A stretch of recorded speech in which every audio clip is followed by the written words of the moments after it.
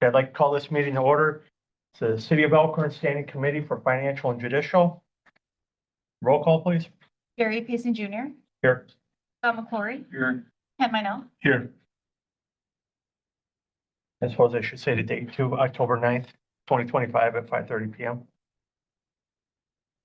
Okay, we want to have discussion and possible decision regarding preliminary 2026 city budget. Adam. So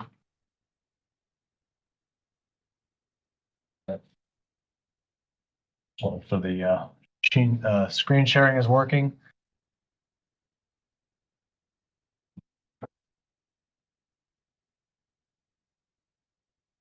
It looks like it's gone all blank.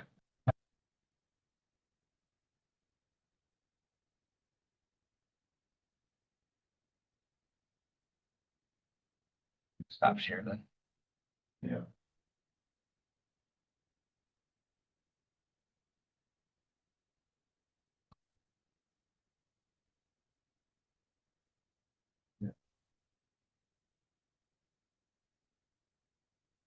You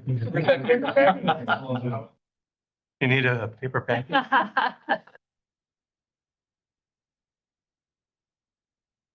It's a day of computer issues, I can tell you that. Thank you. Yeah. Okay, well, Matt works on that, and I can at least use my hard copies to see. It's kind of concerned. Just some preliminary things that really weren't in my memo to start off with. For one thing, the expenditure restraint that we've had an issue with in years past is not going to be an issue this year. We could increase the general fund, or I should say the tax supported budgets by about 2.927%. We're actually right now projected to have a decrease of 0.97%. And the reason is because when they do the calculation, it's a weird calculation, but they look at revenues that are being brought in, and because the town's share of our fire expenses are going up, it's actually going to mean that our expenditure restraint percentage is going to go down. So I know in years past, we've had to really try to work hard on the budget to make that work, and that's not going to be an issue this year. The budget right now for non-union employees includes a 2% COLA. So I didn't include that in the memo, but that would be a 2% COLA for non-union. As of now, there's no increase in employee health contributions for health insurance in the budget. So with that said, if you look at the spreadsheet, in terms of the summary spreadsheet that was in the packet, the general fund right now is projected to have a net revenues of $26,000, although with the $115,000 that we budgeted for street maintenance, which is an annual cost that we do, we'd have to use reserves of $88,849, which in 2025 for this year's budget, we budgeted to use $100,000 in reserves. And so we'd be projecting to use less reserves next year than we are this year. And I would just point out that right now we are projecting that we're not going to need reserves for this year as where we are through August. We're about $300,000 to $400,000 under budget for the general fund. So, and I had a chart I was going to share, but technology is not working. No, so, I want to see it. So, but anyway, so we're about $300,000 to $400,000 under budget right now for the general fund for 25. So we had budgeted to potentially use $100,000 in reserves this year. So it doesn't look like we have to use reserves this year. So, the proposal is to use some reserves next year, or at least budget to use them, although whether we actually use it or not is another question. One of the big challenges that we continue to run into in budgeting, particularly on the general fund side, is the vacant positions, both in PD and fire. We're obviously budgeting for full staffing, but when you don't have that full staffing, that's part of the reason we're having, we're being under budget. We have had some other, odd things pop up the last couple of years, obviously, with interest rates being higher. We've made more money on our savings over the bank. We've got the, extra dividends this year from Civic that they were holding for like 15 years. So that helped our situation for 25. But for 26, I would just caution that, interest rates are going down. So for budgeting, we're definitely not getting as much revenue on the interest income as we have in years past, but we have budgeted for a decrease in that using the projected interest rate cuts. So, but that being said, like I said, we're projecting to use reserves of 88,000 for the general fund. We've kept the library, right now, they've got a surplus of $28,000 in their budget. The reason they do that is because they've elected not to fund the library director's health insurance. So the library director gets his, thanks, Matt, gets his health insurance from his wife. So as a result, the library budget doesn't have to pay for that. But the problem is if we take that out of their budget, which would be, 30-some thousand dollars, then if for some reason he decides he wants to do the health insurance, then now the library's short. So we've continued to, fund them as if he would, they don't have enough to fully cover him, but they would have 28,000 towards that if they had to do that. So, okay. And then moving on, risk management, that we're projecting a deficit next year of 133,427. So our risk management fund is where we've got our health benefits for our employees, both health insurance and dental. And it's kind of a complicated formula because we have the expenses for our third-party administrator costs, and then we've got the medical side of it, the medical expenses. So we are a self-funded, self-insured plan. So we pay the third-party administrator to help administrate the funds, but in terms of actual expenses, as bills come in, we, the city, pay those bills. That's where the stop loss comes in. And so, as you can understand, that's a pretty highly variable number. So it's fluctuated a lot over the last few years. We had a couple bad years, 21, 22, 23 were bad in terms of we had net losses for the risk management fund. 2024 was a really, really good year for the fund. So medical expenses were down. So, we, the health fund was struggling for a while because of those bad years. This last year was better. So that fund is up to about 2.5 million in cash. So it's a lot better. It was getting down close to 2 million at one point, or I should say, it was getting close to 1 million at one point in terms of just the health side of it. And so that was starting to get us nervous. But now that it's closer to 2.5, and part of that is about 400,000 in dental funds. But so the proposal is to use potentially 133,000 of that number. Again, the challenge with that is we don't really know where medical expenses are going to be. We budget for, having 90 full-time, 90 employees. So we're budgeting for 60-some family plans, 20-some single plans. So when you have vacant positions, obviously then those expenses aren't really being incurred by the fund. So, anyway, that's the proposal right now. Basically every single fund, whether, it's the police department or fire or public works, for example, if you look at their budget, they have what they call a payment in lieu of premium. And that's basically where we just have each part of the budget department has to pay effectively like an insurance premium to the risk management fund, which then actually pays the expenses. So, the reason, if you don't want that number to be a negative, then that means whether it's the police department, fire department, DPW, they're gonna have to find money in their budgets to, pay more in that payment in lieu of premium number to make that higher to reduce the projected deficit for the risk management fund. So that's any questions on that one by chance? Okay.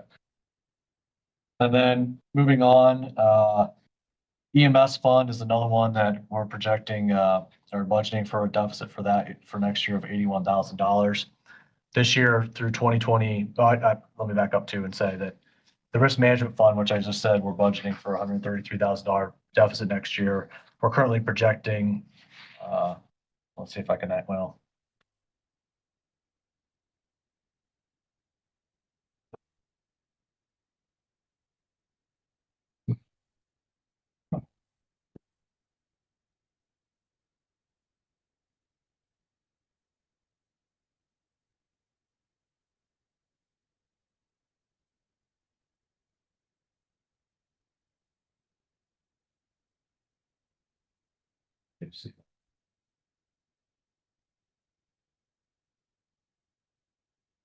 So this is where, this is where we're projecting we're going to end up at the end of 25. And obviously this is through August. So there's still a lot of unknowns at that point, especially since we have some expenses that we, kind of come in towards October, November, December period.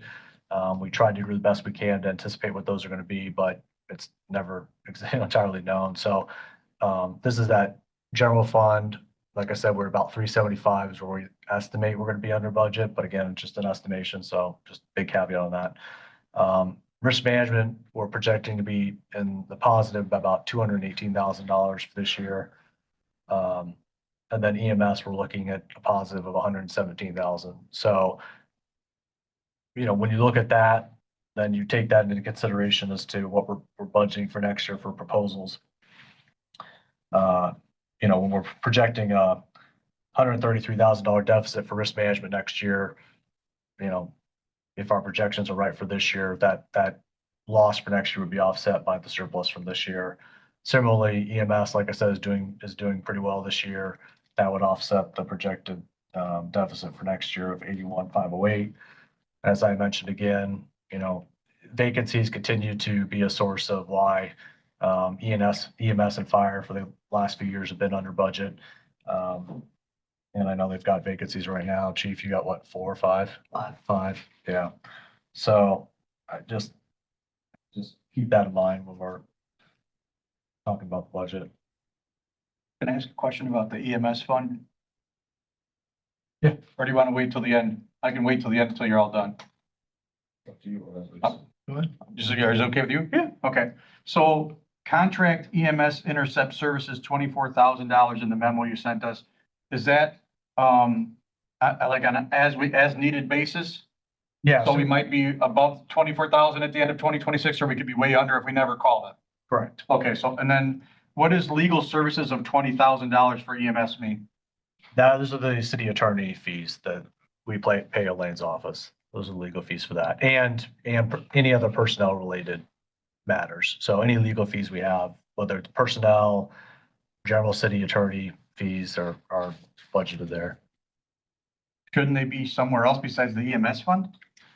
They're allocated among all the funds, so Right. some to EMS, some to Because we the, have a current surplus that we're gonna put it in that. I guess I don't understand why it's under EMS. yeah, so every fund, the EMS fund, the general fund, and then within the general fund, like the police department, they've got a line item for legal fees. The Public Works has one, EMS does, water, sewer, electric. Every fund in the city, we have a line for legal fees in case they have legal expenses that are come up that are specific to their department. Refresh my memory again, what is the total projected cost for legal services for 2026? I know you told me, and I probably won't be able to find it right now, but It was 70, well, the problem is I don't have a total of all the funds because. I'm just curious, like, what are we paying for? What overall, like, what are we projecting to pay Elaine's company, her firm in 2026? Around 100,000, give or take, or 80,000, or? I know you can't, Yeah, it's not a crystal ball kind of thing, but I want to know a general idea. I really couldn't tell you. We'd have to do more research and get Okay. back to you on that. Okay. We'd have to look at the total number of legal fees in total and then estimate. It's just tough because in there you've got personnel, which is obviously a big part of it, particularly when it comes to EMS and fire. A lot of their legal expenses are personnel related. I mean, obviously this year we've been in negotiations for almost a full year on a new union contract. So that's why the fees, your hope is in the future, legal fees are lower, but Okay. they're just running high because of that. And same thing with the PD. We'll be going into another negotiation with them next year for the following year. So. And then the other question that I don't want to miss, because I know it was the very beginning of this memo attachment, general fund revenue decreases, television franchise fee. What exactly is that? So we get a franchise fee for the telephone, the cable companies pay us a fee to use the city's lines and wires Okay. and because fewer and fewer people are using cable and the revenues are going down, then obviously we're getting paid less. So Okay. And then mobile home fees, $2,412. What is that for? yeah, Corey, do you want to talk about that one? Mobile homes would be basically like the taxes for the mobile homes, Land O'Lakes. So I think the quantity of homes must be down on that one.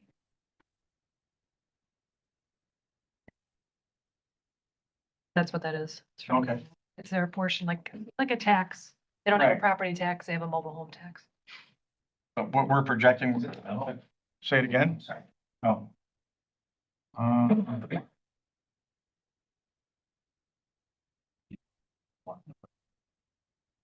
One other thing.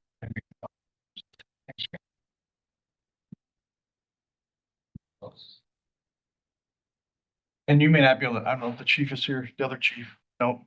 You may not be able to answer this, Adam. If you can't, that's fine. In the memo that you sent out, it was my interpretation was that, if we paid the county, I'm just using easy, simple numbers, if we paid the county 50 grand to cover the city when we didn't have, employees of our own to cover the city, that basically was a wash because that 50 grand would have gone to like a new hire, including like their fringes, et cetera. Are we still at a basic wash with that? Or now that we're closer to the end of the year? Or are we going to show a deficit or a surplus? Yeah, we're definitely in the surplus territory in that. Okay. Yeah, we've been billed, I think when I last checked, 14,000 so far by the sheriff's office in 25, and obviously the PD is way under that on Okay. the wage side is, so. And do we have, what's the right word I want to use? Documentation, I guess would be the right word, I guess. Do we have documentation, of calls for service that were explicitly covered by that contracted deputy that was covering the city of Elkhorn during those shifts? I don't, we could talk with the chief and find out. The reason I bring it up is, for those of you that are not familiar, when you contract with a sheriff's office, they have to dedicate a car and at least one officer to that municipality for that whole shift. So if you're like the county guy, that's your beat. Mhm. You shouldn't be in LaGrange, you shouldn't be in, backing up somebody in the village of Sharon, you should be in the city of Elkhorn. Mhm. So anything that comes into the city of Elkhorn, you're responding to it. So I would like to know how many times they responded, what calls they covered, et cetera, how much bang Make for sure our. they were here. Well, again, because a little known statute is, paraphrasing, if you're not on duty in the village of Sharon, the county has to cover your call. They don't have, but if you don't contract with them, they get to the village of Sharon call whenever they can, whenever there's a car free. So you might be waiting 3, 5, 20, 30 minutes, who knows? Versus contracting where the person literally runs laps around the city of Elkhorn, which is what we're paying for, correct? Yes. For that contracted Yes. dedicated service. So I just just like to see towards the end of the year, maybe Joel can create some kind of a document of how many calls they covered, what kinds of calls they covered, how many traffic stops they made, or do they only go to the calls we sent them to? Kind of thing. So as it relates to, I'm glad to hear that we've only had to pay out 17,000 for the year. I thought it would be much more by now. Well, and there may be an uptick now that I know PD is also down. They've lost a couple people just recently, so. Okay. Thank you. So, yeah, so getting back to this, EMS right now is projected to have a deficit for next year. And then, sort of going down further, in terms of the utility funds, the proprietary funds, solid waste, water and electric and sewer. Solid waste, is gonna break even, but, for next year, the challenge with solid waste is we have a 3% contracted rate increase with our provider, the Green for Life. So we have to raise our fee 3% every year as well. So the budget that you see tonight includes, factors in a 3% increase.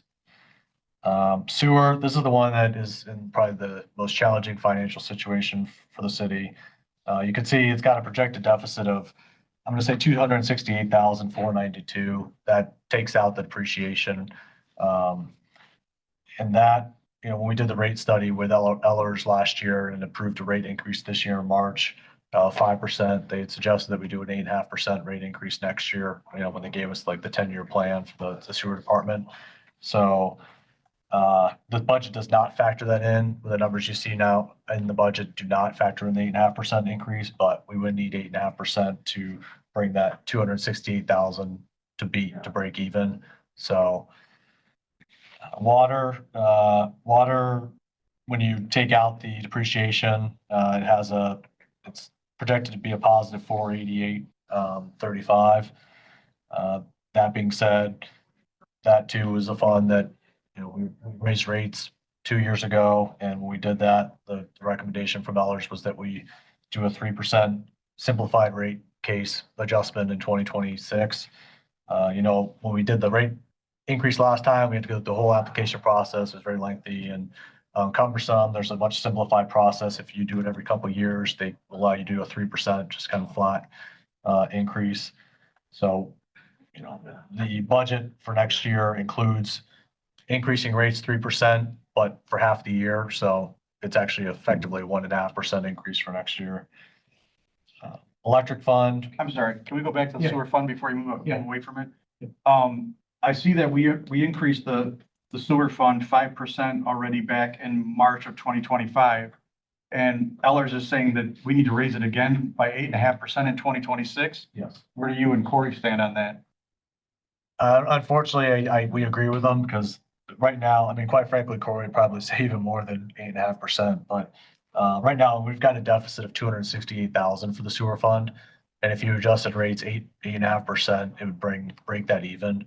So at a minimum, the sewer fund, we don't want to operate in the red on that fund. So I was looking at that too. It was like 8.5%, 268,000.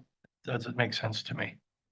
Because it just doesn't, it shouldn't, just thinking about it's 268,000 would be a much lower number considering the amount of people in the city.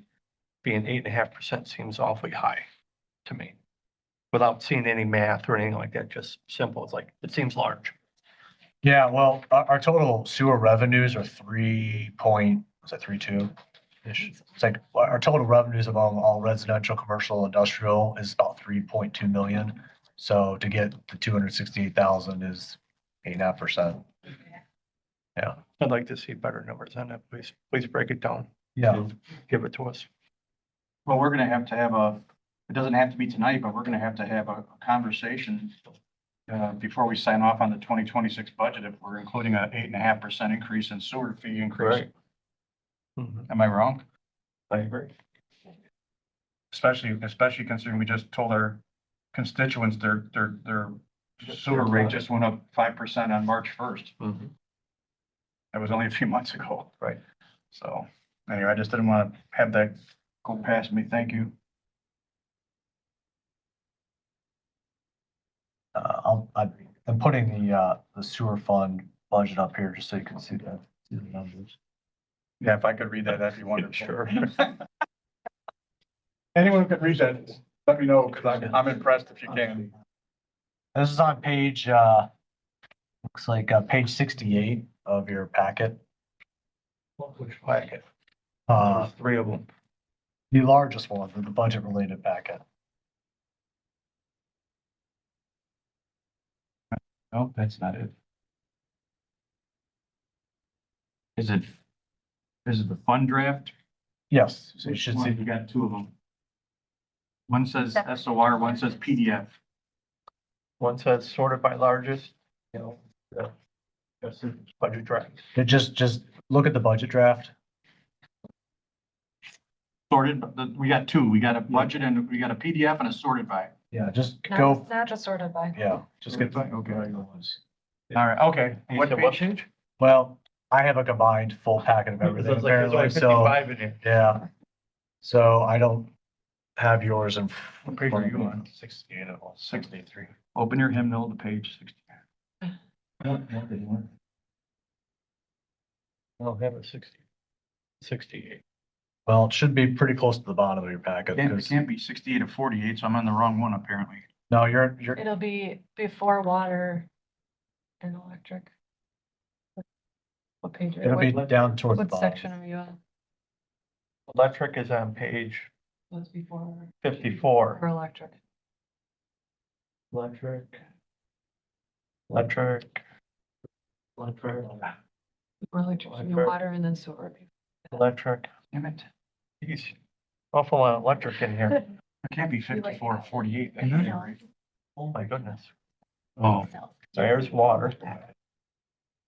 right before water. It's before water. No, just right before water. Shouldn't water come before sewer? Not alphabetically. It's by fund number, so. Okay, here we go. We're getting the sewer now. Page. Okay. 31 of 55. You got that? Yeah, I'm in a document that's got 48 pages. Am I in the wrong document? Yes. Thought you said to go to the one sorted by. No, not that one, the other one. Okay, 40 what? 31, page 31 of 55. Okay. 55. Okay, now I'm with you. Go ahead, sorry. Okay, so if you go to the very first page of that, the first page of the sewer, you should see 602-4. Do you see a 602-4? Yep, Okay. yep. So anything with a 4 is a revenue. So if you'll see a couple lines down, you'll see there's sewer residential service, sewer commercial service, sewer industrial service, sewer rural service. Yep, Those are the revenue sources. Those are the fees that our customers pay are going to be all in those lines. So if you can see the 2026 column, where it says amounts FY fiscal year 26 in progress, you'll see that we're budgeting $2,282,806.20. yep, I see that. Yep. So if you add that one and the 1, 2, 3, 4, 5 lines below, well, I should say 4 lines below that, those are the total sewer fees that we have in the city. So that's when I mentioned that sewer revenues or sewer fees of $3.2 million. That's if you add up those lines. Okay, So.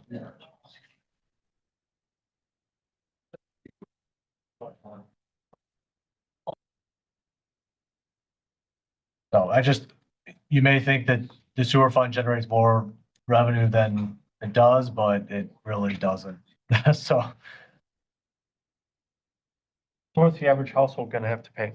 What's the increase in money? Not percent. Give me a dollar amount average. I couldn't tell you, we'd have to come back and. Because that's what people are gonna look at. Are we talking 50 cents or are we talking $500? right.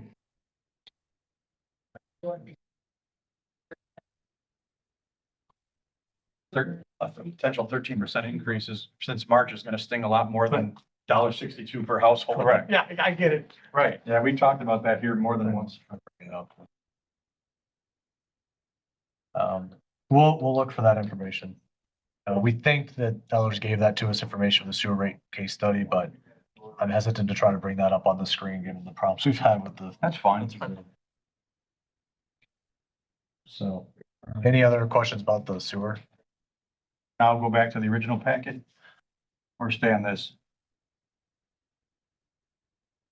It's up to you. We probably could stay in here temporarily as we Okay, go through. that's fine.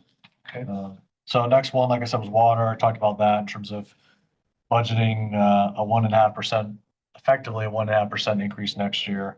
It'd be a 3% rate increase middle of the year. So I'm gonna ask the same question. Yep. What's that in dollars? What's the average per household?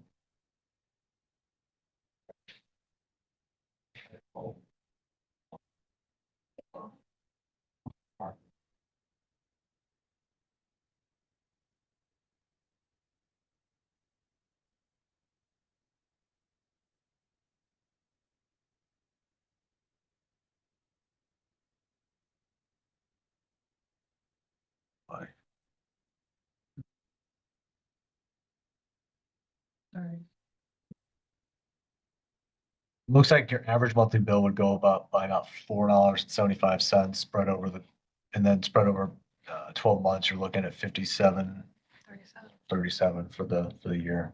So.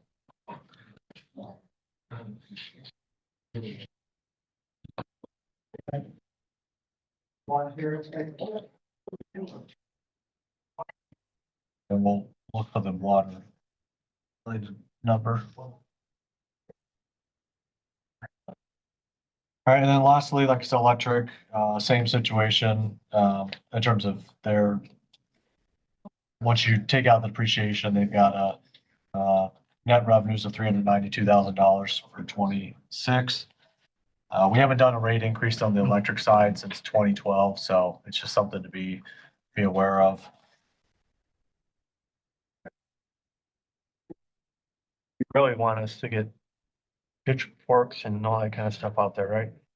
No, Raise on definitely. everything? No, we definitely don't want pitchforks, but I just want you to, I mean, I understand it, Yeah.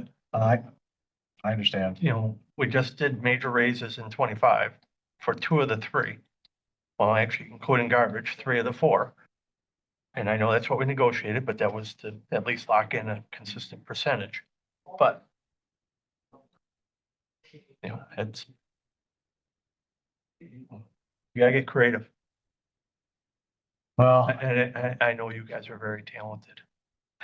I'm just saying on the utility side, it's very difficult to be because our options are just limited because like sewer side, obviously welcome at dictates the fees that we pay welcome at. You know, we know the issues the water department has had. Solid waste fee, that one is contracted with, again, our trash collection company. So there's just not a lot of, there's just not a lot of creative accounting when it comes to the utilities. And with the electric, we're minus there too. If you factor in, well, they've got 576,000 of depreciation. So when you back out the depreciation, they're the positive of 392 for a grade. So Did I hear you correct that you said that we haven't had an increase in electrical since 2012? yes, Is there a reason? Is there a backstory to that? Like why it hasn't increased at all? well, I'm not being a smartass. I'm like, Yeah. I think can't it's imagine it's cheaper to get electricity than it was 2012. I mean, our cost, you know, to get it. The PCAC, when we get, we have a base rate, and if what they bill us is higher or lower, it gets passed on to the customer through that PCAC adjustment.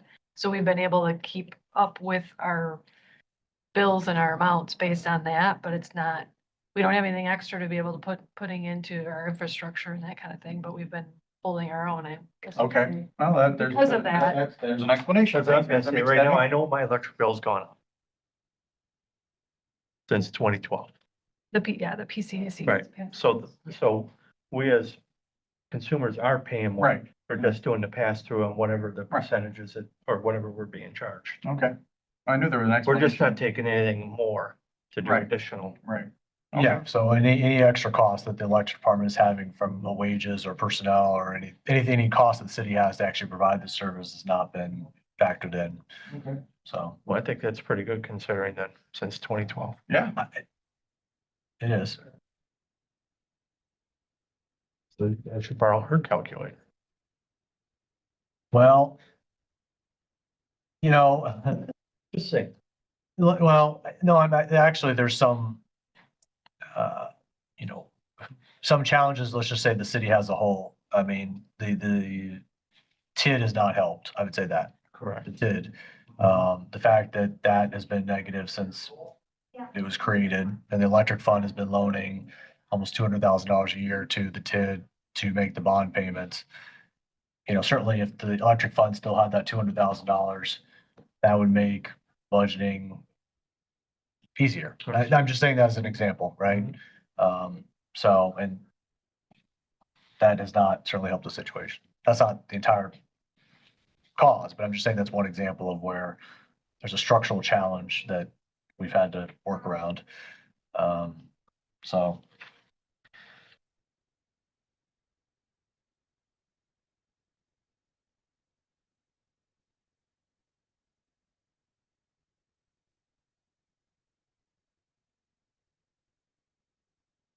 So I guess, are there any, any concerns or anything in terms of the, you know, sort of big picture general fund and the other funds I talked about in terms of, you know, are you guys comfortable with budgeting, using reserves from the general fund, the EMS and risk management for next year to balance the budget? Understanding that may not actually have to use it, but in terms of for planning purposes. That's right. And where we're at through this year, if we're able to duplicate that in that area, it won't be negative. I understand that. So from that standpoint, it's, Unless there's a better option, I don't see another course to go down. Right. Unless you guys disagree. No. okay. So Yeah, we're on board. And I can tell you, we have come through this budget Yes. time and time again to try to, I mean, I know, I'm sure it sounds just like, to say that it is a bare bones budget, it's not exaggeration. You know, we've done what we can, but again, not to say we wouldn't do more if we had to, but so much of our budget is basic personnel costs, but also just basic vehicle fuel, electricity, water. I mean, just like the bare bones of providing services. So, telephone, internet, like it sounds sort of silly, but it just really is. There's just not a ton of extra stuff in there. And I think you saw my memo, I show the increase, at least in the general fund, departments for next year in terms of, you know, you don't see any really big increases by department. The big, I guess, increase is really in the fire, where we're projecting $135,000 increase in the fire department budget. The EMS side of it is also going up. You see there's very little change in the legislative and judicial. Finance and admin, there's about a 3% increase for next year. Largely, that's due to the legal fees going up by almost $30,000. So that's where those are parked, if you will. Law enforcement, we talked about in terms of not budgeting for contracting at the same time as budgeting for full employment. In a perfect world, yeah, we push both, but we just don't have the budgeting capacity to do that. Talked about fire. Public Works is projected to have a deficit, or not deficit, but is projected to decline next year, their budget. A chunk of that had to do with, in 25, we budgeted for a lot of pool improvements, about $130,000 of pool maintenance projects. So we took out that 100,000 for next year, so their budget used about to have 30,000 of projects for next year. So that's a big reason why the Public Works budget you're seeing is declining by 57,000. We did bump up the sort of street maintenance expense from 100 to 115. It traditionally had been 115, and then last year we went down to 100 because of they were going to do less this year because they did more last year. So, but we did bring that back up to the typical 115,000. So I don't know if you have any questions. Oh, lastly, the rec department, I just wanted to note that their budget increase is largely offset because their supply expenses are going up because they're programming, you know, they're doing the before and after school program, of which they're bringing an extra 38,000 of revenues next year. So they're offsetting their increase. And then there was just an accounting where we discovered that one of their employees' health insurance expenses weren't necessarily allocated to the rec fund as they should have been. So that's been fixed. So that's the reason they're going up by 1,000. So where was it allocated to?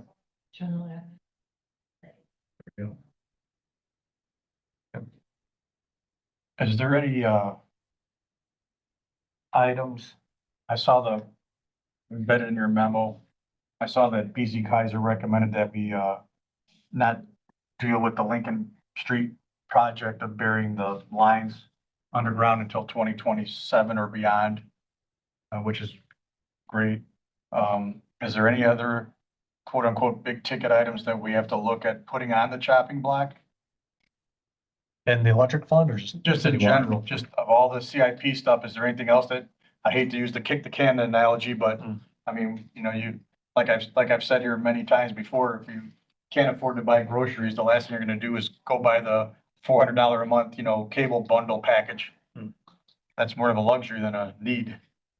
So is there anything else that we should consider or what you propose tonight? And the one recommendation from the electric company gonna be enough to get us basically square, Well, at least for right now? yeah, I mean, as far as the electric fund and that $400,000 change, that's positive, and certainly we'll get that incorporated into the budget. The capital items, for one thing, we have a little more flexibility in the capital side because we're not restricted by the levy limit increases the way we are for the operating, so that's the big change for that. Obviously, taking on debt's not a great thing, so let me clarify that. But we have, you know, obviously our percentage of our debt ratios is going down, and we're not, drastically increasing the amount of, let's say, geo debt that we're taking on. We do have one big project this year for geo debt, and that's the Centralia Phase 3 project, which we really just can't delay because we have the grant funding for that project. And that's, almost 4.2 million. So that's the real big ticket item for the general fund and for the, public works projects. It's that one. In terms of sewer, the big project there is the Nettersheim lift station, which has been identified as a need for a long time. We've had obviously the sewer backups over there, over the years. So we're trying to address that. So trying to delay that's probably not, a great option. And that one's a $4 million project. And then on the water side, you got two big projects. You got the second half of the Lakeland HMO rehab project, which is already underway. So, that one, don't turn it back now, at least on that one. And then there's another project, which is going to be doing a well house for well 10. And that one, we're looking to do the design work next year and then the construction the following year. That one is also not optional because when the city drilled the well, the DNR gave us a fixed number of years to actually get the well in operation and we have to abandon it.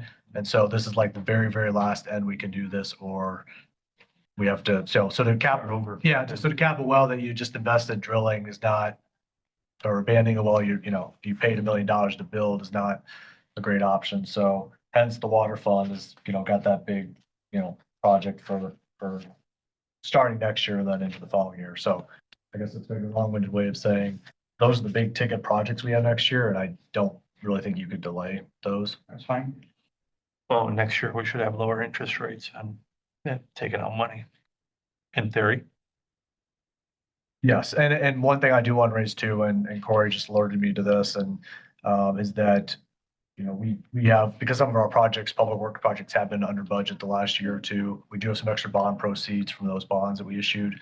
So we're figuring out what exactly is available, but it's a pretty significant amount. And also we had the savings because you guys, taking out the Westward Drive sidewalks, for example, a couple $100,000 there that have been budgeted and bonded for that ended up using. So, that should help us be able to reduce the amount of debt we have to issue next year for some of these projects. We'll have those extra bond proceeds. So I know when Ellers did their presentation Monday night, that's about the tax rate increase and the debt we'd have to take on, but we should be able to lower that because of the excess proceeds from next year. I'm sorry, that were available from prior years. So that's going to help. That's good. Okay.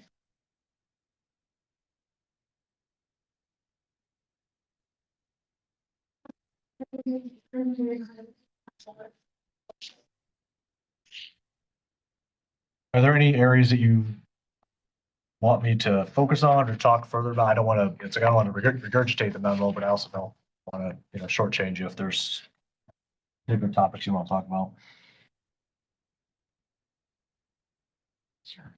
Well, I had my questions answered, so I'm good.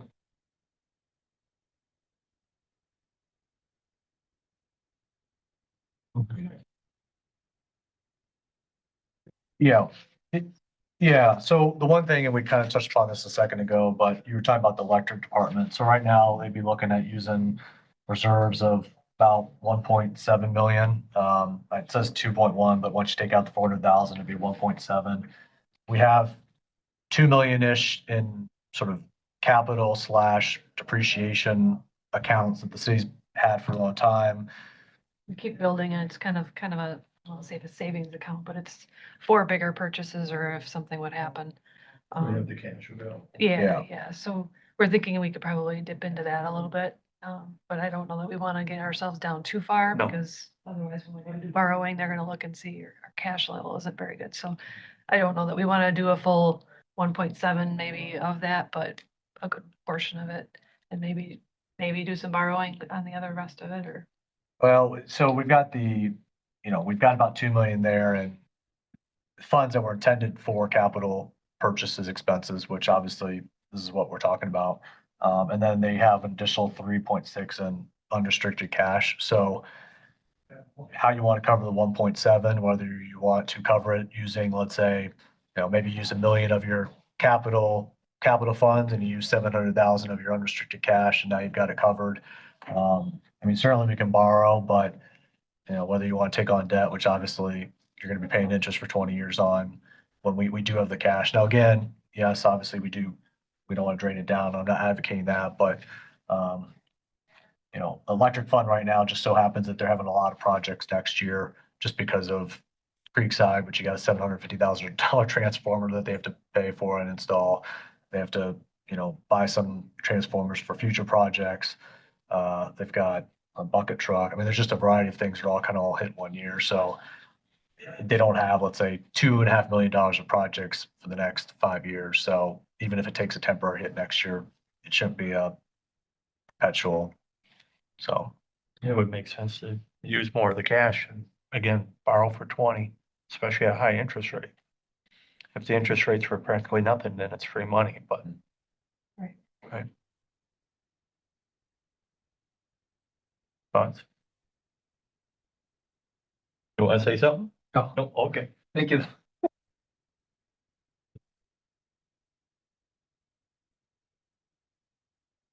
So on this first item, you need from us. well, it really comes down to whether, do you guys feel comfortable, moving this forward to the full council for consideration and it would kind of operate similarly as we've done with the CIP where it'd be on the agenda. There's a public hearing. We'll do a, presentation as we've done years past. At the end of November, you guys would have, then at least 2 meetings in December to potentially, I mean, you could technically vote on it the night of the public hearing, but if you want to give additional time after that, you could then vote on it in December. So it's up to you whether you want to have another F&J meeting to talk about it further. I've written down a few questions of things you guys have, obviously legal fees, sheriff's office data. We'll write down the water sewer increases. We'll provide that information to the full council if you want to move the budget forward, but if you want to have another F&J meeting, we can have another F&J meeting, so. Well, it's fine to Move it on. move it on, but I mean, until we all sign on the dotted line, that's, I mean, why belabor that point? Let's move it on. So if you're looking for a And- motion, then I make a motion to move the current posture of the CIP budget for 2020, or the whole budget for 2026 to the council for any discussion and or recommendations, just like we've been doing right up until this point. Just continue to put it on the agenda. I'll second. That's my motion. Second. we got a motion and a second. Any further discussion? My only thing is, I don't know that we want to sign off on it in December. We always sign off on it in November before Thanksgiving because things get dicey with deer hunting and people going away on trips in November, December. And I know a million years ago, we had trouble finding a quorum in December to sign off on it.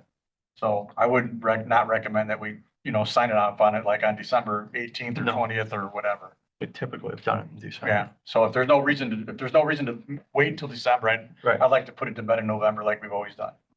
The only reason, I'm just saying the only caveat is just because we have to have that public hearing. Yeah. And we can only have it between the end of Right. November and early December. 18th or 17th. So I just meant that if you had the public hearing and, there's, you want a bunch of, there's a lot of public feedback about making changes and you want those changes Sure. made, then we would just need more time to Right. do that. That's all I meant. After that. Right. Yeah. But as long as it's agendized as discussion and possible action, then we're good, right? Yes, yeah, yeah. There we go. Any further discussion? No. Do we do roll call? Or just Voice vote? No. voice? All in favor, say aye. Opposed? Motion carries. Okay, next is discussion and possible decision regarding renewing public entity liability insurance coverage through CVMIC in 2027 and 2028. All right, so, Good goal. Come on. Really exciting, Don. You don't want to walk away from it. So basically, a couple months ago, we received a letter from CIMIC provides our liability insurance for the city. And they wanted us to agree to extend our coverage to them through basically for 27 to 28. And if we agree to, then they would keep the rates the same.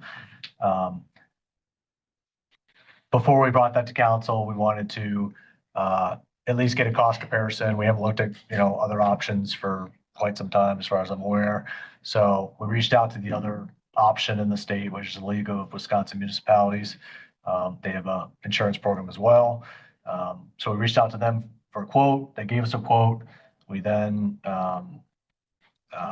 provide that quote as well to CIDMIC for their feedback. And short story is that there's no cost savings for the city to switch from CIDMIC to the league. We would, basically there'd be like savings here, but then you have to pay for something else over here that you get for free over here. So there's really no savings, and I can tell you staff's been happy with CIDMIC in terms of they provide really good training. They've been responsive. It really, yeah, there's really no impetus to change, but we wanted to do that research because we figured we'd get the question about, have you checked other options? So we figured we would check. So yeah, I don't know if you have any questions about it. Fred is here from CIDMIC, and I do appreciate that, CIDMIC did meet with us just to sort of answer our questions about the different types of pros and cons of both CIDMIC and the league. There are a few things the league does offer that we would like, but it sounds like CIDMIC is moving in that direction. So that's encouraging. So anyway, Yeah, so from what I read through everything, it doesn't make sense to switch it. There's too many pros just to keep it as it is versus going through other issues. And if we have a problem, going back is gonna be a bigger deal. Can I ask a question of our SIGMA guy? yeah. In the packet, you just mentioned it, you said there, CIVMIC is, working towards that end or whatever. What exactly does that mean? Like, is there a timeline, for those potential, I guess, changes or accommodations and how long down the road can we expect those accommodations or changes to be made, to our benefit as a municipality? Sure, specifically, what do you, It was in your nurse. I know the nurse hotline is probably the one. Well, actually, we were more so, and you talked about handling the claims from the beginning. TPA. Yeah. Yep, so the third-party administrator for your liability claims. We're in the process of doing that. I will check with my CEO and see if I can get Elkhorn in on that as soon as possible. So we're doing a pilot program with the city of Appleton to get them in process, to get them going. We're nervous to like take on a whole bunch right away and then fail. So our goal was to like, hey, can we work with one municipality, make sure that we have this process down and packed before we just start allowing everybody else to get in. So I'm happy to talk to our CEO and get that, like, we'll get Elkhorn in as quick as we can. Because we're doing it with just one. That's what I would like contingent on my motion to send it to the full council, is that after Appleton, we're next in line. Okay. Well, I'm sorry. I mean, there's a lot of pros and cons to both sides. I've seen great successes with NeoGov. We used it at the sheriff's office. I used it for 30 years to hire and fire people, and some people love it, some people don't like it at all. And I'm especially, well, I'll wait for a second up to my motion about keeping CIDMIC with those contingencies. I guess we have a motion. Do I have a second? Okay, discussion? I'm especially concerned and hesitant to drop out of CIDMIC because to Adam's point, right, embedded in his memo, is there's no guarantee they'll take us back. Right. And, you don't want to be, and when they only accept this many municipalities and now we're like, we're waiting for Packers tickets and you're only 32,608 from you getting them or whatever. You can get Cubs tickets anytime you want in case anybody's interested. As long as we've got their assurances that they want us and they want to keep us in good faith, I'm good with keeping CIDMIC and sending that to full council. And I assume we'll hear back from this gentleman sometime in this quarter before the end of the year. You'll hear back from me tonight if you'd like, because I will call him as soon as I I don't leave. need you to call your CEO and interrupt his dinner, but if you want to go direct with Adam and just correspond with him about that, that'd be great. Yeah, absolutely. About that. So. Any further discussion? We have a motion and a second. All in favor, say aye. Aye. Opposed? Motion carries. Okay, next is discussion and possible decision regarding proposed ordinance number 2025-15, an ordinance to create section 12.17 of the Elkhorn Municipal Code titled Mobile Food Vendor. Hi, everyone. I'm Rebecca from Elaine's office. I know I haven't been there in person in a little bit, so I might not have met many of you, but it's good to be here virtually and to be able to talk through this ordinance with you. Alrighty, so this was brought up by Adam and Rebecca to kind of curtail some of the food truck stuff that you guys have going on. I'll just run down a couple of the quick points that we discussed at length and some of the staff recommendations. So the nuts and bolts of this ordinance are that you're going to be requiring a license for food trucks if this ordinance goes forward. There will be an option for an annual license or a daily license for those food trucks that are only in town for a limited period of time. This is in addition to any state and local licensure that's required. At the state level, that's where all of the health inspections and food safety regs are. There will be inspections required of the mobile food unit as part of the application process for a license. And insurance will be required, of course.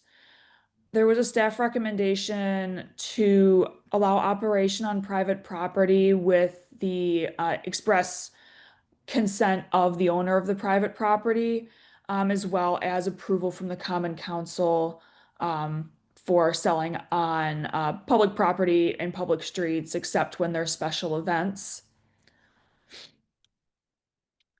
There was also a staff recommendation to have a prohibition against having a food truck operating within a certain number of feet from a restaurant or outdoor dining area that's already established within the city. In this ordinance, we have establishments must be located at least 100 feet from the front door of any restaurant or outdoor dining area, and at least 50 feet from any other permitted mobile food establishment location, unless special permission is given by the city council. We prohibit outdoor seating, signage, and amplification of voices or music to try to curtail some of the effects of having food vendors in any area and, extending the use past being a mobile food vendor. There was a staff recommendation to limit the hours and days of operation. So right now it is every day they're allowed to operate every single day from Monday through Sunday between 9 a.m. and 9 p.m. unless special permission is given. That is a decision point that we can talk about if there is a need to further limit the hours or the days of operation. I did want to remind everyone that no mobile food vendor can sell alcoholic beverages. So we did specifically call that out in the ordinance, but it is outlawed by state statute. They will not give a permit to sell alcohol to anything with wheels, really, is how the Division of Alcohol Beverages agent explained it to me. So if you see a mobile food vendor that is dispensing alcohol, it is illegal. And we are also going to be limiting the number of permits. So there will be a number of permits allowed issued per year for a fee. And the city council will have to set that number by resolution with the passage of this ordinance. So that is a decision point that we have yet to come to. And the final bit here is the provision for mobile food truck parks. So some communities have them and they love them. It's kind of an open parking lot area, usually on the site of a former fast food establishment, where there's a commercial kitchen available for use inside of a building. There's seating for patrons, and there is a concentration of these food trucks in that area on that property. So that would require a conditional use permit and an annual permit along with any state licensure that may be required for that type of use. And there can be a modification of these requirements if there's any need to have a modification by the Plan Commission. And I think that's all I have for my rundown. So this proposed ordinance relates, it's similar to other local, like municipalities that have these. Yes, it Yeah. is. Yeah, and just to start with, I want to give Rebecca a lot of credit. This has been her project, so she's the one that started it. Has been coordinating with Rebecca, so Rebecca, I don't know what you have to say or add, and I don't know if you can answer Alderman Paisley's question. Yes, a lot of it is similar to surrounding municipalities within Walworth County.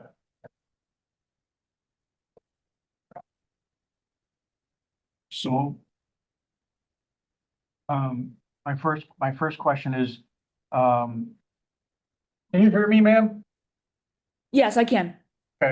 Under page, the first page under, B, mobile food establishments, the last line says, this ordinance does not intend to regulate home delivery of food or beverage items, nor temporary food product stands. So if it doesn't have wheels and it sells food, it's exempt, like the Broad Hut at Hanson's. We have a So you- local grocery store that sells brats to raise money for all kinds of things pretty much all year round, except when it's too cold. So they would be required to get a peddler's permit, which We is have already that? provided for in your city code, so they wouldn't need this mobile food vendor permit on top of that. We have a peddler's permit? Positively. You think we do, Adam? So, Okay. because we used to have the selling the corn on the corner there and that. Yeah, And I the know they sweet had to peas. have permits, yeah. Okay. So unless so any place that does not have wheels underneath it and has a peddler's permit is exempt. Yes. Okay, all right. I'm moving on to my next thing.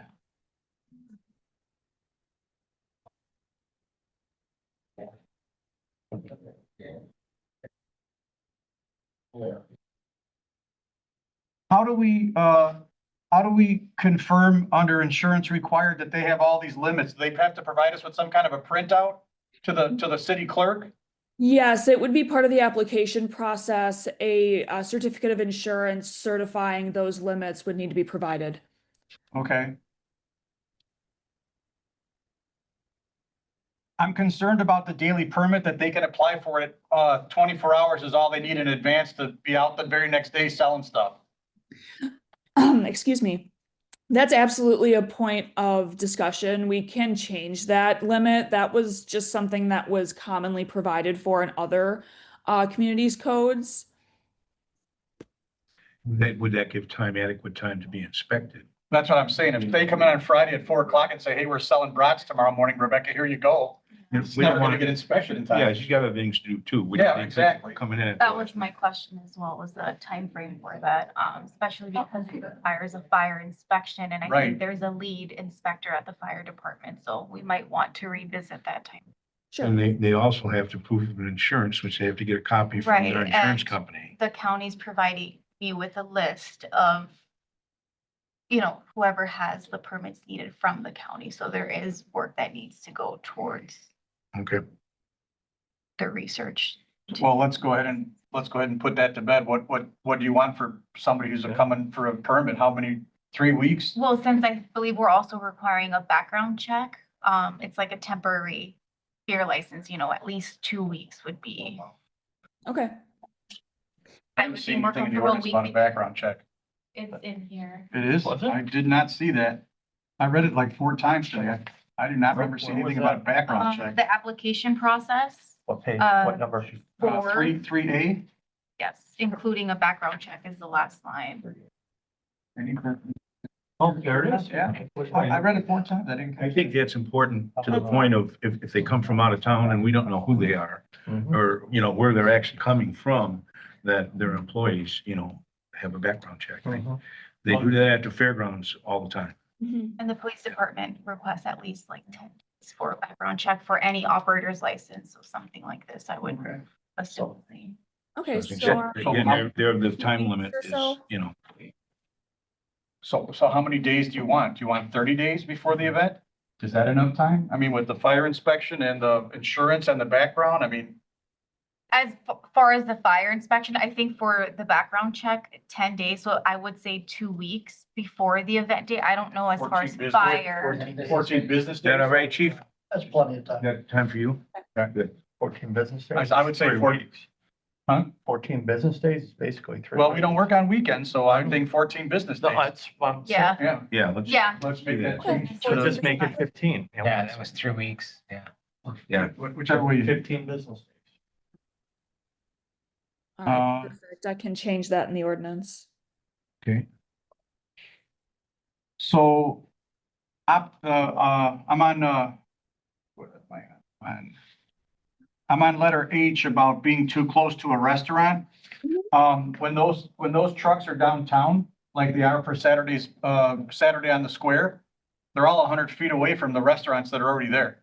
There's an exception. for Right, it. I understand that. Okay. But if the ordinance, in my opinion, an ordinance that has 16 different exemptions, why have the ordinance? Well, that doesn't count when we're on the square. That doesn't count when it's a fairground event. That doesn't count when it's, the chamber sponsored or the fire department is having, their fire hut days or on Broad Street. So I want to try to, as much as possible, avoid it's already covered under the exemption to the ordinance, and why have it? So I don't know that we want to even put in anything in there about that they can't be 100 feet away from a restaurant.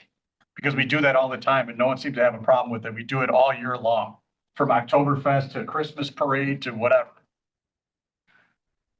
So, I mean, has I anybody, thought there was special events that, like what the chamber has, that would be separate from you coming into town with your truck and want to put it out at the bus company. Good example, okay? But I thought the exception right at the very beginning was with the chamber and that their outings that they have, where they have the food trucks. But they still have to get a permit. Yes, but, Yes. but, It was just a different, it's Scott saying, you can do this here, but you can't do it there. Right. I understand that part of it. Right. yeah. what On the it's- other hand, it'd be impossible to let them be downtown and not be 100 feet away from them. right? Yeah, so license, two-way talks about that.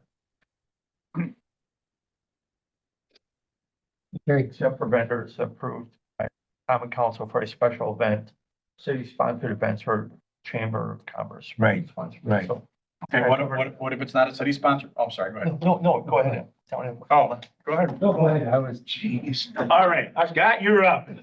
Yeah, again, I'm not with the city, I'm not with the chamber, but I want to do this. Oh, you gotta be lockstep with this ordinance. Why? Because I'm not with the chamber? Why? Because I'm not with the city? I don't think that's gonna fly to, I think that's gonna be seen as very elitist, for lack of a better term. Because I'm not a city-sponsored event, I've got to apply, I've got to abide by all these rules that other people don't, because Chris Clapper or Adam Swan says they're doing it. They still Well, have, I'm just saying, I think there's gonna be some pushback. they still had to come. They didn't get a permit, but. We still had to approve it. Right. Through the common council, we still had to approve those special events. I'm just playing devil's advocate, I guess. I don't want, Well, I'm trying there's, to avoid, I guess I'm seeing blind spots that maybe we should address now before we put it on paper and launch the thing. for special events, it's just like getting the beer license. You know what I mean? That's for that event only. And they gotta come in before and everything's checked out. I think that we can have exceptions for special events. Yes, sir. So I went to the EEDA meeting this morning and Chris was talking about Oktoberfest and she said there was 8 to 10 vendors who, they don't have spots. They're on a waiting list to get a spot. And I don't know if she specifically said food trucks, but they had to get a permit, but they didn't have a spot. They needed to do that 3 weeks before the event. Is that kind of, if I was the vendor who didn't have a spot, I don't know that I'm necessarily gonna come in and pay a permit fee 3 weeks before to find out I don't have a spot, or, what I mean? I don't know if that is something that should be considered also. Well, I think they start on, I'm using Chris as an example. They start on that 6 months before the event. If someone drops out, no, but I think you sort of know ahead of time enough that you got a spot at Oktoberfest or whatever. She just mentioned in passing this morning that there was still a group of people who, and I don't know if they were food truck vendors or other vendors Yeah. that were coming in. I didn't really catch that, but it just could be, you know, I mean, I guess if 10 food trucks were scheduled and 9 showed up. Well, a lot of them that are in that too would have the regular permit that they have for all the other functions that they're in, right? That permit would sorry? work for a special event like Oktoberfest. But if you came and got your permit for the year to be operating the city of Elkhorn, had your insurance papers, and everything in, they wouldn't have to come and get a permit just for that special event. I don't know if in that permit, we're gonna ask them to specify their location. I think for the annual permit, we were thinking about it, or if they know of events that they're going to be That's- serving at, like if they know that Right. they want to try to get a spot at Oktoberfest, maybe they'll just list Oktoberfest as, this is a possibility, here's where it's at. Okay. So, Well, can I ask a question, whenever? I just had a question about, operating on private property. It says a permittee may not, be located at one location for more than 6 hours within a 24-hour period. I guess for me, seeing these around town, most of them are on private properties. But yet it says in K that, they could operate from 9 AM to 9 PM. Is the committee interested in having those be consistent? Does that mean that they can only operate for 6 hours, right? Like that's Yeah, their shift?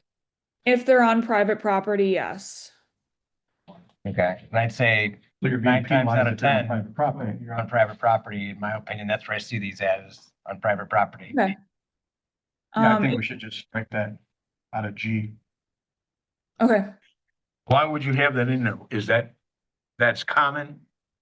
Yes, that was a common sight in these ordinances, was to have a separate limit for these food trucks that are operating on private property.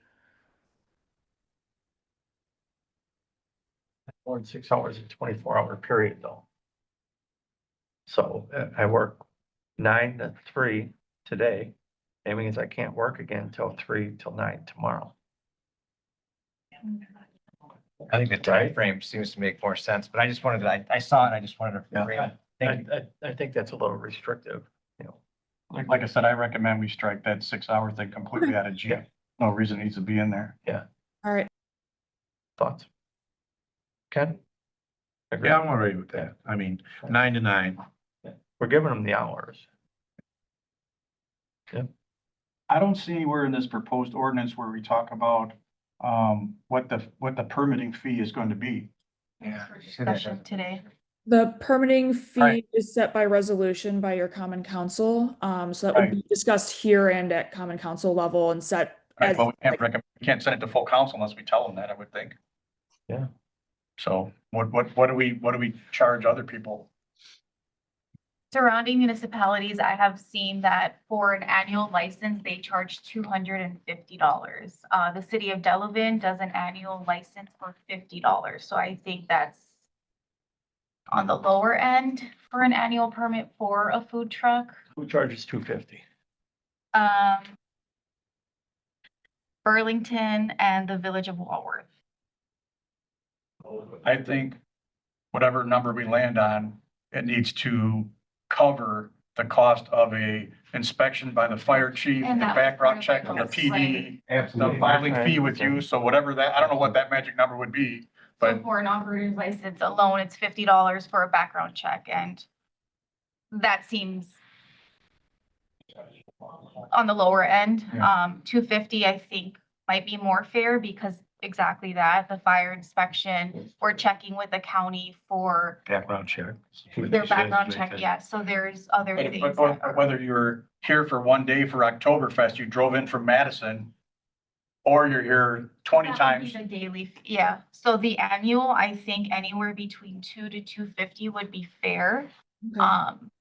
The daily, we could adjust that and I haven't seen much on daily permits for surrounding municipalities. I've had a hard time doing that research, so maybe Rebecca could share what you see in other municipalities. Yeah, I've seen anywhere from municipalities that don't require a background check charging like $10 to municipalities that do charging closer to like 75.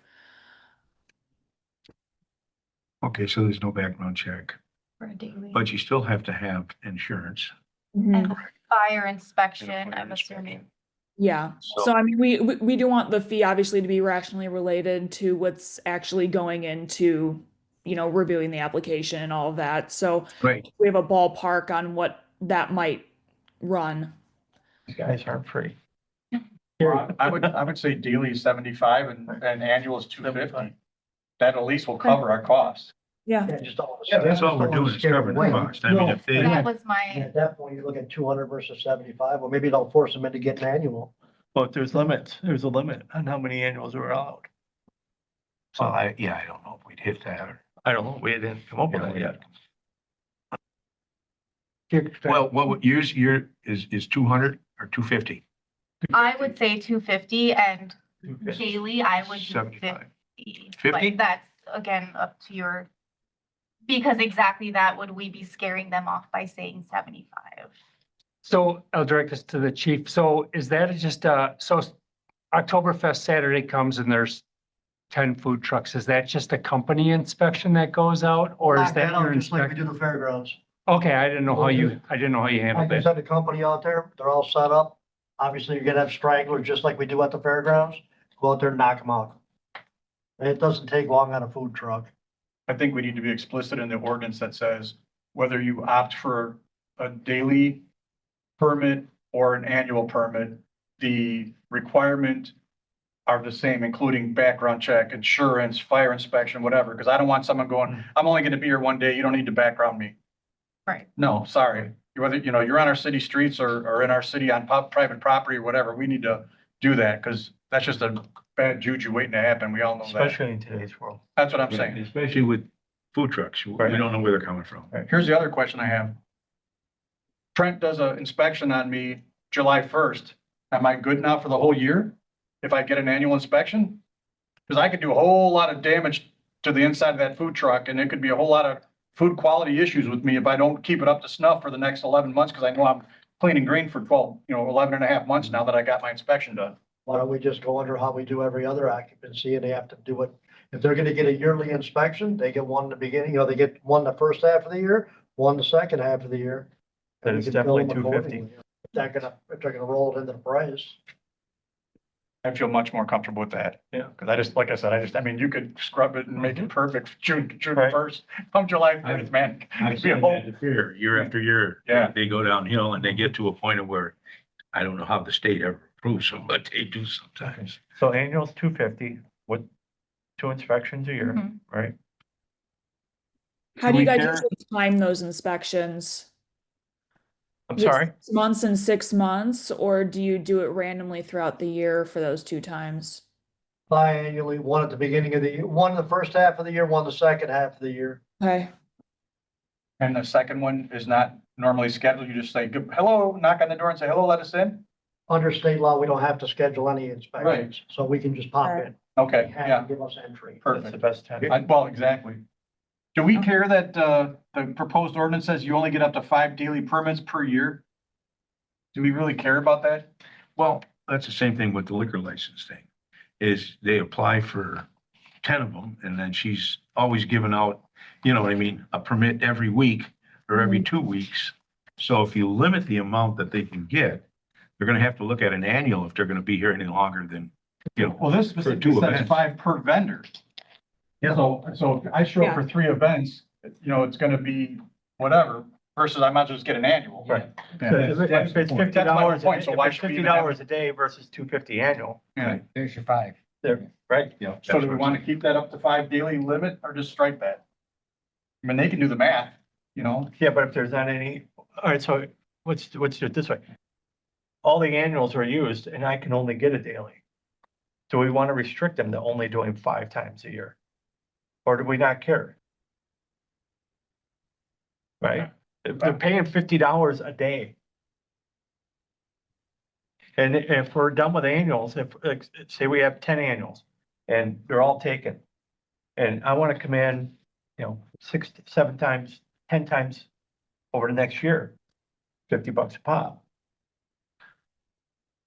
Because I can't get an annual.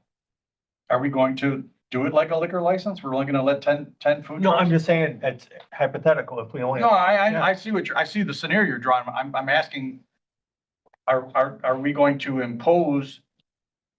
I understand why we only have 10 liquor licenses. I'm on board with that. Yeah. And if you want the 11th one, it costs you some ungodly amount that nobody's willing to pay, like Right. 10 grand or whatever the hell it is. But I mean, from like food trucks, do we care? How many events do we have? I mean, I'm looking at from the event angle, is that, that's usually when we have the big numbers, right? Right. Like right now, if we went around town, we might find 5 food trucks. You know what I mean? So it's not like they're gonna be here every weekend, But I think 5 of them is a reasonable amount, is what you can get. And then from that point, but then what kind of limit are we gonna put on the annual one? I don't see any Or do we? low number, or do we put a number on? Do we put a number on it? The annual ones. No, Yeah, this is not green. it's We're not totally living in green pay. guys. Pardon? It's a policy call. You guys can decide to limit them or not. I've seen ordinances that do both. I mean, fairgrounds is private property, correct? So every food truck that comes onto the fairgrounds, they're all gonna have to pay $50 for daily operation in addition to whatever they have to pay the They fairground. have their own. So anything from the fairgrounds doesn't come through us. Like for the Right. fair, for the chamber events, they have their own policy where the food trucks do everything through the chambers. Should that be in, I think it is. That's, Oh. so Yeah, it's here. They have to fill out the forms and then they have to, I know I've done it for years, right? They come in, they gotta have proof of insurance and they have to be paid. It has to give a list of the food and they do a background check on the employees. So they basically handle that, for all the events that they have there. For example, Oktoberfest, the food trucks don't come through us. It's a chamber event. So she just does a special event application through us and for the liquor and everything else goes through her. So she makes sure that the fire inspections are good to go and they pay a fee with the chamber. I think that's part of, I think if it's on, I understand why the fairgrounds would be like a separate thing. Potentially, but I don't know that anything else should be. Again, we're making all these, well, oh, that's a chamber event. You go see Chris, you don't go see Rebecca. Oh, that's this event. You don't, I mean, if they're on, I don't know, if they're on city property, I think we should have a standalone. If you're in the city limits, you gotta follow our policy, our ordinance. Mhm. Like I said, maybe the fairground should be exempt. I don't know. I mean, it's in the city limits. They do all the checking that we're talking about at the fairgrounds and, chief can tell you too, as far as fire inspection and, from the top right on down, everything that we just covered here, insurance. So, and they won't give them their operator's permit unless it's all, they pass everything. Basically what we're trying to do. Right. Yes, Yes. trying to capture this for all of those individual operators out there that wouldn't have any of these checks if we didn't have an ordinance. If our fire department is inspecting them, are we getting any of the revenue back from the permit if it's at the fire department or through the chamber to cover Our expenses. our expenses? Yeah. But if it's the revenues just going to the chamber or just to the, You're doing the fairgrounds, Joe? We're billing for the fairgrounds. When we do, when we do the fair, that's covered under wages. part of those. That's part of the wages. We're going and doing the fair. I can't remember if we've done anything else at the fairgrounds, but I know for the fair, that's all billable time. Because he also goes and does all the rides and that too. He has to go check for all the stickers from the state and he usually goes through with the state inspector to make sure everything's on the up and up. Oktoberfest? Not that I know. I don't think we did anything last year. But there was no ordinance last year either. Is there some sort of agreement that maybe I'm not for between the chamber and the city? Other than the permit, yeah. No, I don't think there is, but on the other hand, if the chamber's gonna have Oktoberfest and they have food trucks in town, we have a policy that has to pertain to them too. Mhm. You know, we can't just say, oh, Chris has got something going on. Don't worry about it. You won't need a license or you won't need an inspection. No, we can't do that. Well, that's why I said, at the very beginning of this. Two-way, two-way. Yeah, it said something like if it's a chamber event or a city event, they're exempt. No, can't have it, under two A. The council approved a special event, a city-sponsored event, or a chamber of commerce sponsored events. And that says they're exempt. So, I could see common council, that's, we're the city, right. but the chamber, isn't. You want to weigh in, Mayor? I'm just sitting here Sorry. thinking, No, you're good. I'm not against any of that.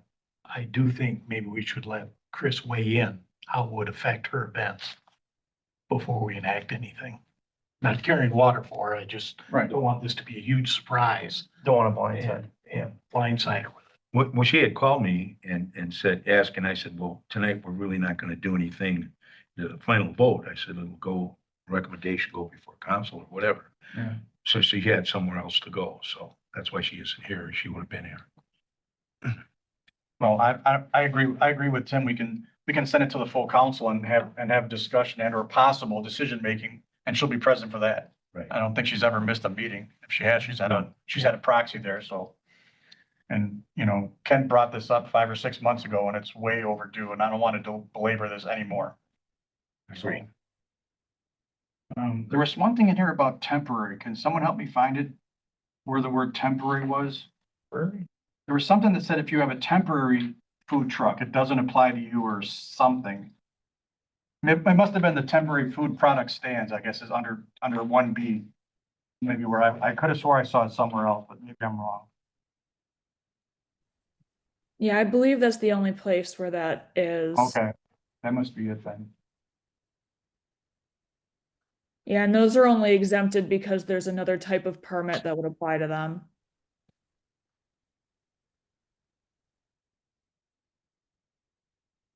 And you're gonna put some language in there that says that they're gonna be inspected, once when they initially apply and at least one other time during that calendar year for an annual permit then? Yes, yep, I will run down the list of what I'll Then be that'll just changing cover at you the as end far of as- this. Is that a month later or 9 months later, you just pop up and say, hey, knock on the door and say, guess what? Hey, you scratched the 6-hour thing? Yes, yep. And I will change the 24-hour permit from needing to be applied for 24 hours before to 14 business days, at least 14 business days before. 15. 15. Yeah. Thought we said 15 business days. I have 15 business days, please. 15. All right. Are we striking all of H about not being too close to another restaurant? If you guys want to strike that, you may. I mean, I don't see how I understand the rest of it about, fire hydrants and handicap parking and all that. But as far as being near a restaurant, I don't know how we can avoid that. I Yeah, mean, even the one that's at O'Reilly Auto Parts, it's 50 feet away from the front door at Culver's. Yeah. It's Right? closer to 100. Do you want to strike it completely or change? Oh, you measured it? Okay, There you go. so that one would have to be allowed then. And fire, It's on private. fire hydrants, if you look around the square downtown, there's parking spots in front of every hydrant. Yeah, well, I mean, we can either strike it or we can talk about changing the buffer distance to something that's lower, just so they're not operating immediately outside of a restaurant. 50 feet. 50 feet. Okay. Have No, it be, just a second, not yet. Hold on, just talking. you're saying if I'm parked on Walworth, where they have the fair on the square every Saturday, it's not 50 feet to Trace Hermanos, because that little donut hut is there every Saturday. Right. That mobile donut hut, they sell those really good little mini donuts. They're so good. It's not 50 feet. I mean, it's only 33 feet across the road. I know, I'm just, Is that? Again, I don't know why, I don't even know why why do we want to deal with restaurants? I mean, it's not like it's gonna take business away from them. I mean, if somebody wants a grilled cheese from Mr. P's, they're gonna get it. If they want to go to Tres Hermanos for Mexican, they're gonna get it. I mean, I've never heard one person, maybe you have, as the head of the city.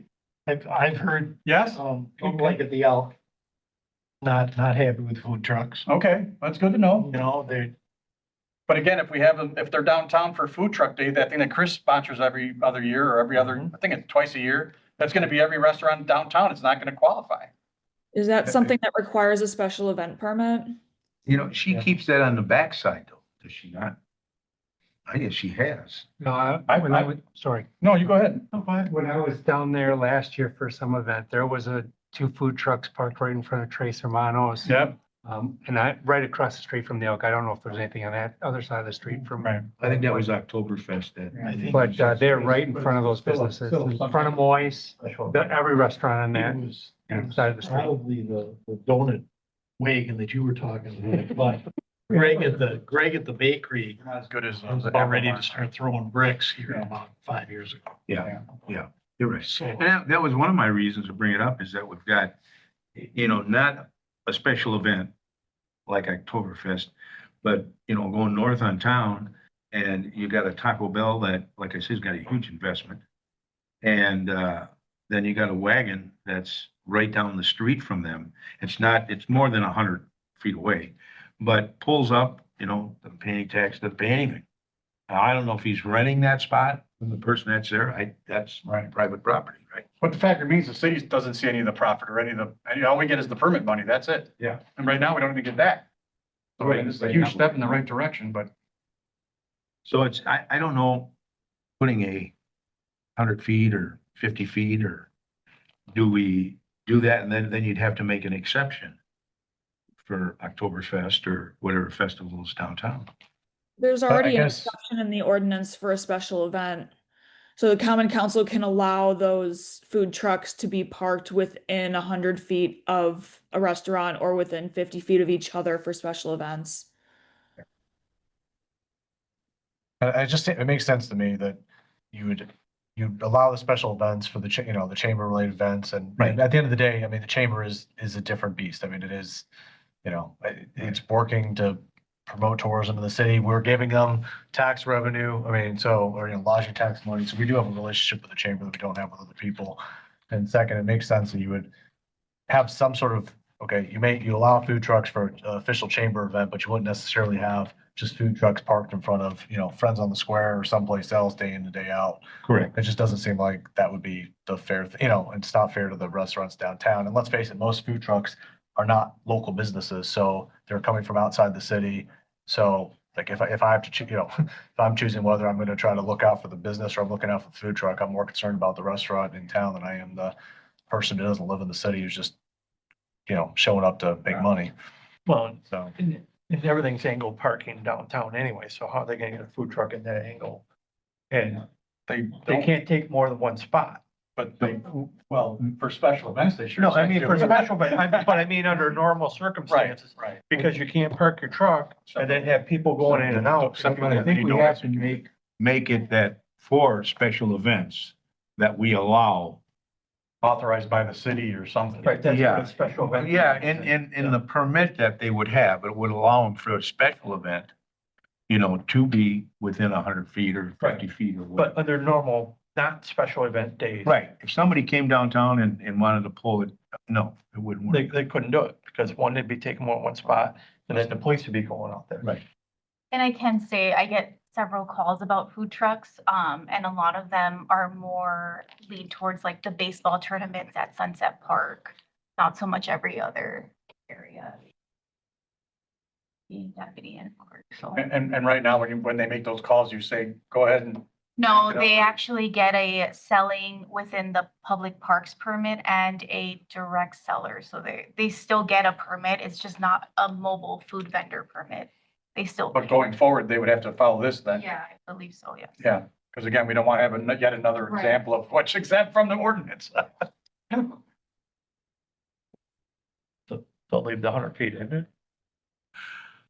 If we're gonna make, we're gonna have to make a Yeah. a special for these events that the chamber runs. And I believe like what Adam said, you know, that it's for the betterment of everybody. All businesses, of course, if I went across, like you said, across the street, I might want to throw bricks too at some point, you know? But I think if, and naturally Chris's input, would be that for her special events that they still have to have a permit, you know? But, we let them around, keep them in that one area, you know? Well, if we're gonna push this forward to the city and make sure Chris is there, we should probably also reach out to Friends on the Square and have, Oldling or whoever's representing the downtown businesses. Yeah, have their I say. think that's fair. Yeah, we should invite them. I think Because that's they fair, should 'cause be I'm sure heard. they would have They- input. They Yeah. should be heard too. Absolutely. So leaving 2A as it is right now, where it's got the special events or Chamber of Commerce, then also leaving in for now, leave the 100 feet in. Because to your point, the road's only 33 feet. You're gonna have to go a little bit further. Oh, by the way, there's a restaurant. Now you're another 100 feet. Next thing you know, you're in somebody else's parking lot. So we'll leave that in. Perfect, will do.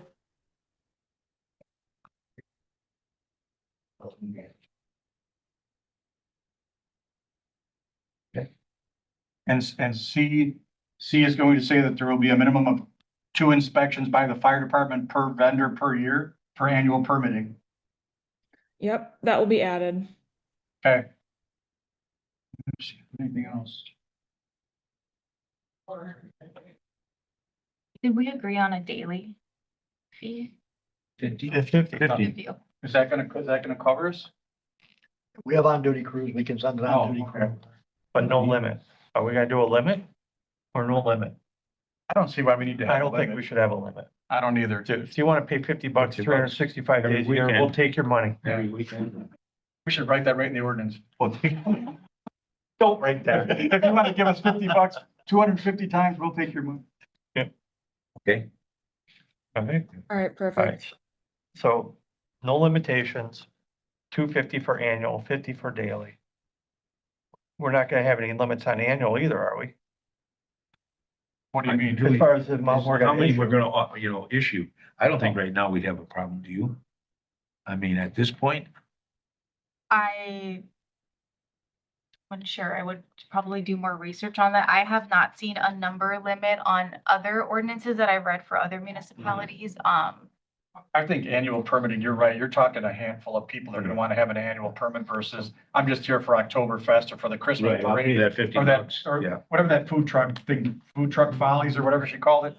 Yeah. Good, there is enough of them that went all the way around the square one year. We had like 2 spots that were open Yep.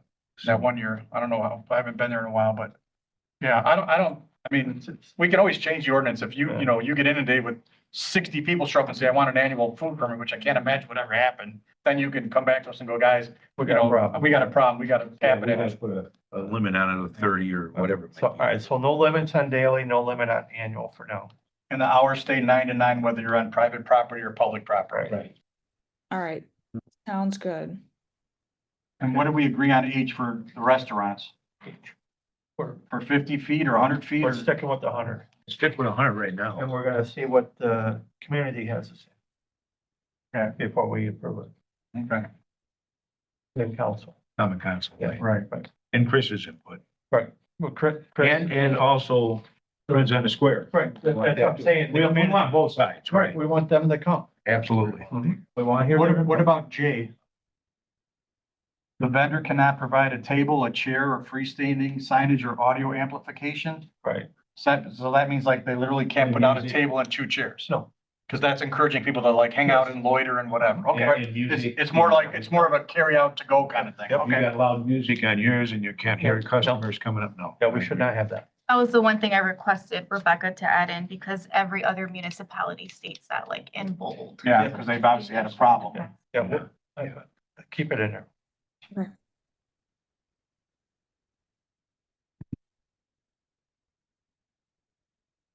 I think we're good. I got another meeting here in a little while, guys. Uh-huh. No, it's not a game either. It's an actual meeting. Okay, I would entertain a motion to I'll make a motion to take this, forward this on to council I will second. with the changes that we made tonight. All right, Any other discussion? All those in favor say aye. Aye. Opposed? Motion passes. Motion to adjourn? I'm adjourned. second. All say aye. Aye. We are adjourned. Thank you.